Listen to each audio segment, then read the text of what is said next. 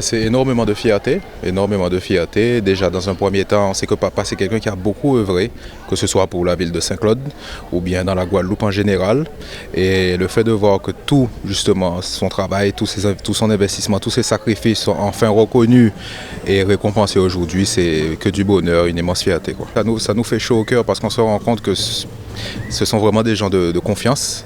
Des gens avec qui il a écrit une belle page de sa vie et de les voir là aujourd'hui à son hommage, c'est que du bonheur à nouveau.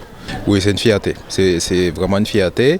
Après, on a toujours comme objectif de vouloir faire la même chose, donc de marquer un petit peu notre pays, marquer notre région et en tout cas, c'est que du positif et j'espère en tout cas de mon côté pouvoir faire de la même chose, mais dans mon domaine de la santé, pourquoi pas à l'avenir, quoi.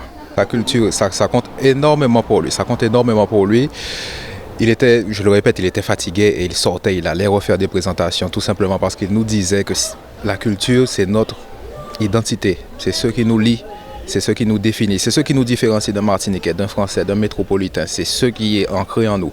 Et si on a vraiment un lien indélébile entre chaque Guadeloupéen, c'est vraiment notre culture. Donc il faut que cette culture soit mise en avant parce qu'on a trop tendance à l'oublier et à vouloir prendre des cultures ailleurs et d'oublier nos racines, notre patrimoine. Donc pour moi et pour lui également, c'était vraiment quelque chose de primordial.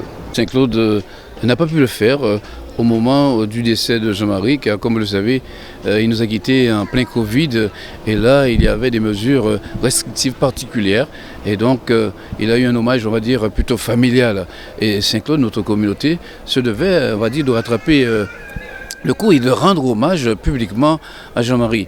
Et c'est une personnalité, c'est à la fois un Saint-Claudien, homme de lettres et de culture aussi, et qui a porté, on va dire, haut les couleurs du patrimoine, de la culture guadeloupéenne, même dans ses présentations, sa mission de présentateur qu'il faisait avec un certain talent. Il vantait les mérites de notre culture, on va dire, les artefacts que notre culture et c'était intéressant pour la jeunesse qui se sustentait à son langage, à son niveau de langage et quoi de plus naturel que sur cette place-là il y a une marque indélébile de notre affection à l'égard de Jean-Marie et de faire savoir à ses enfants, à sa famille, à son épouse que quand il quittait sa famille pour donner du bonheur à ceux qui assistaient au spectacle, eh bien, la famille peut-être était délaissée, mais le public était satisfait. Ce public-là le rend bien aujourd'hui à Jean-Marie.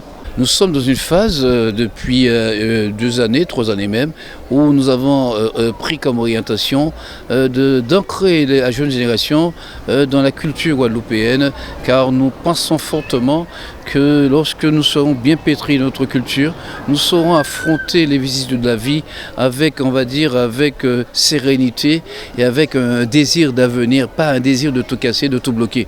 Parce que la culture nous aide à traverser, à comprendre les événements et c'est une force qui nous aide à être plus résilients.